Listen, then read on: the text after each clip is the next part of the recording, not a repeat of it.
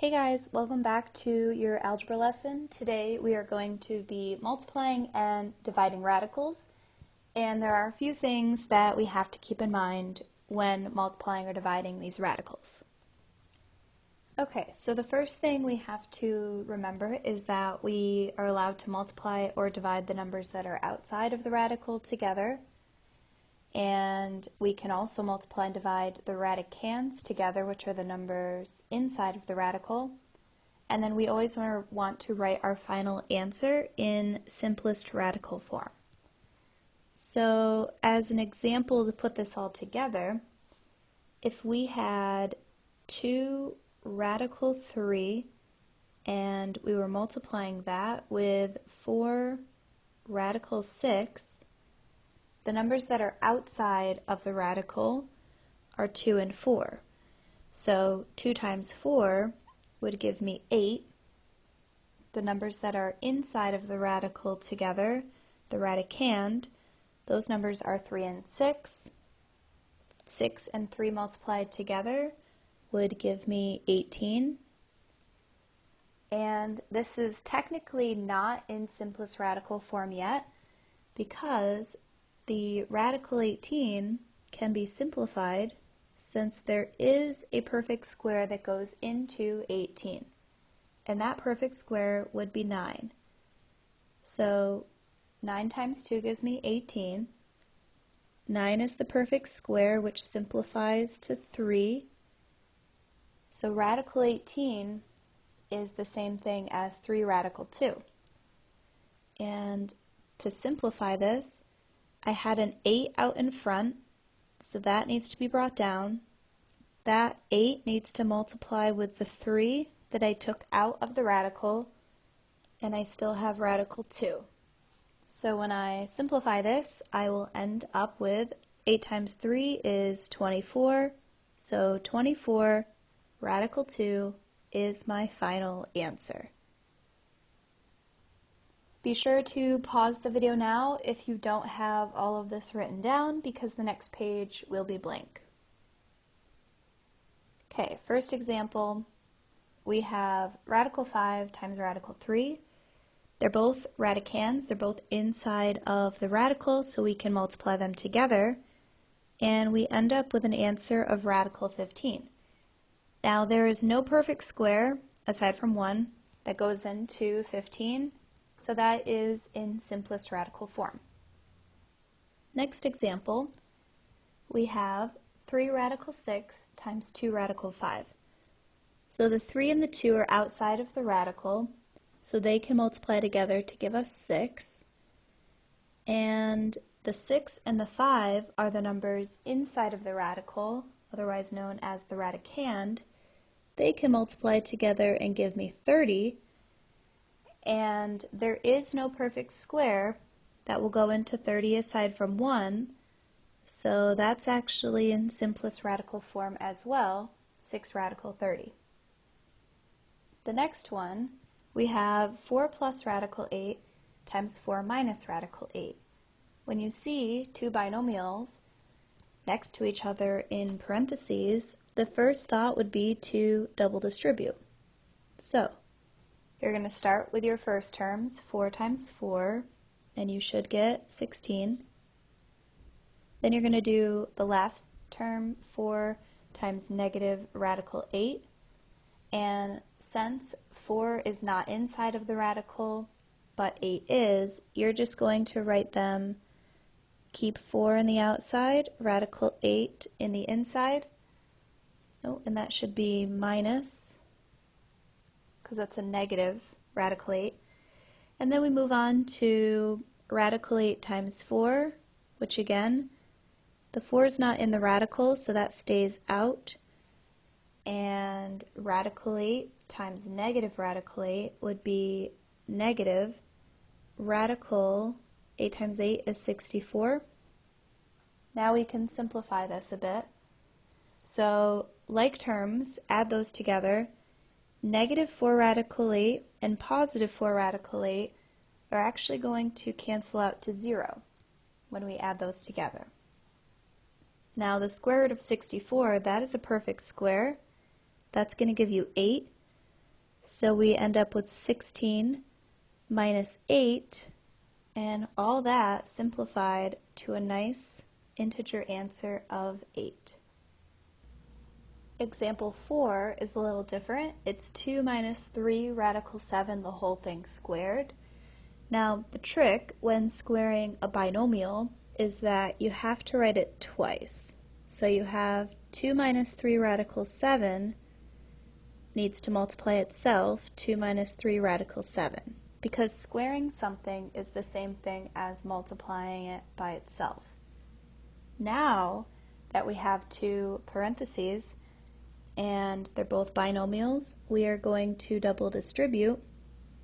So we'll start with 2 times 2, which will give us 4.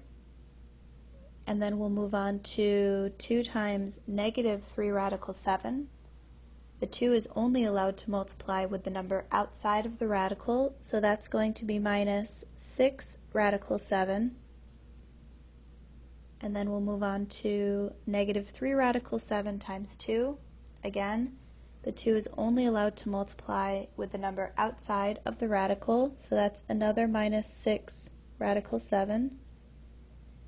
And then for our last one, we have negative 3 radical 7 times negative 3 radical 7 will turn into a positive.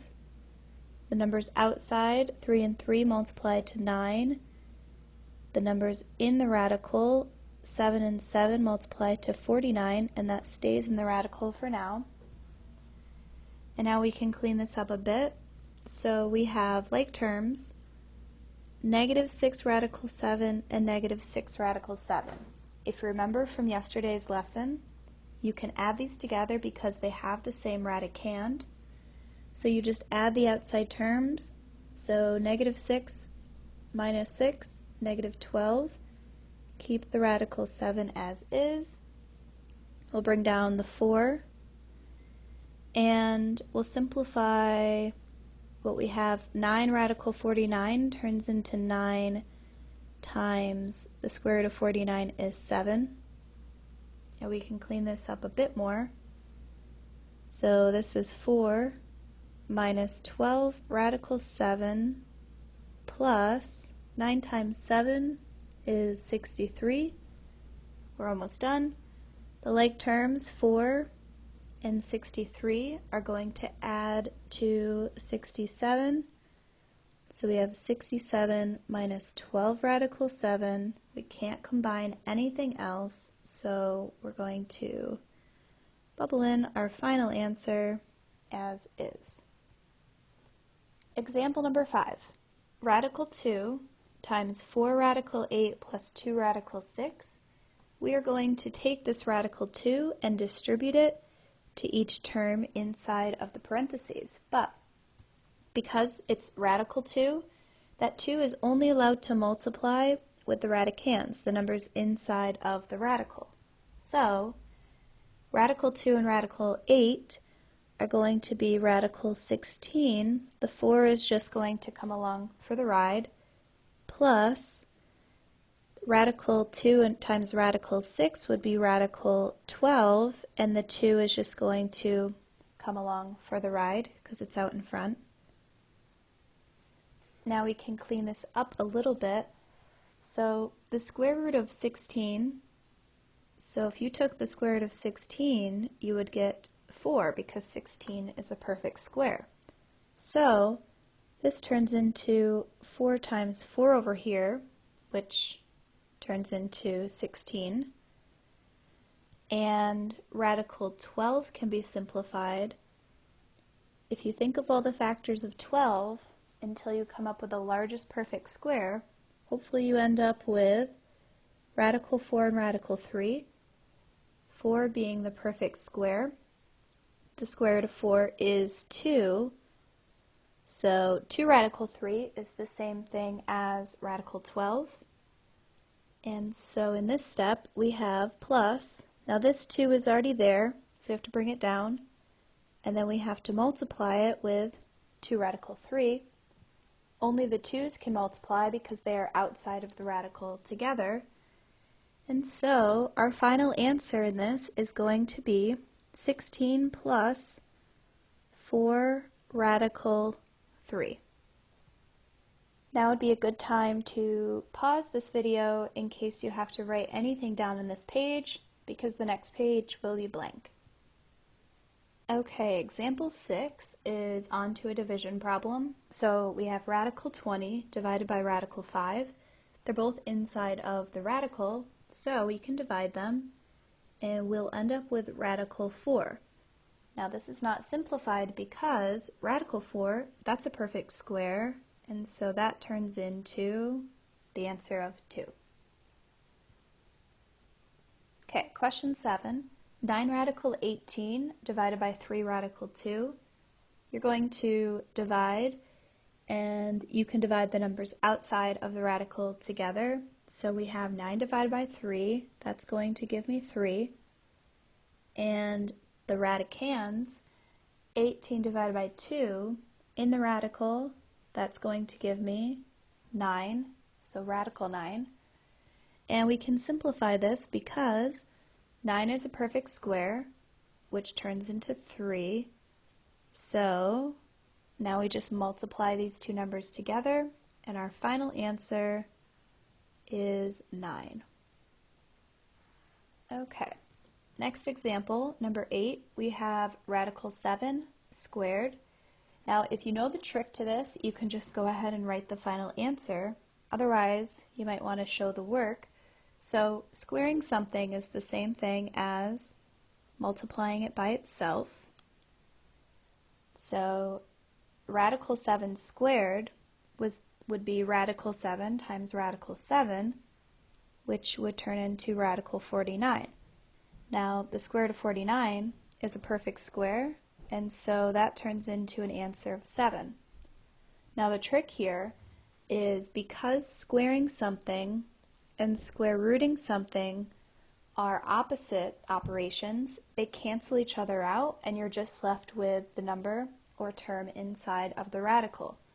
So if we try another example like that, if I did the square root of, let's just do the letter y, and I square it, so because the square root and the square cancel each other out, this will just turn into an answer of y. And that's going to end our notes for today.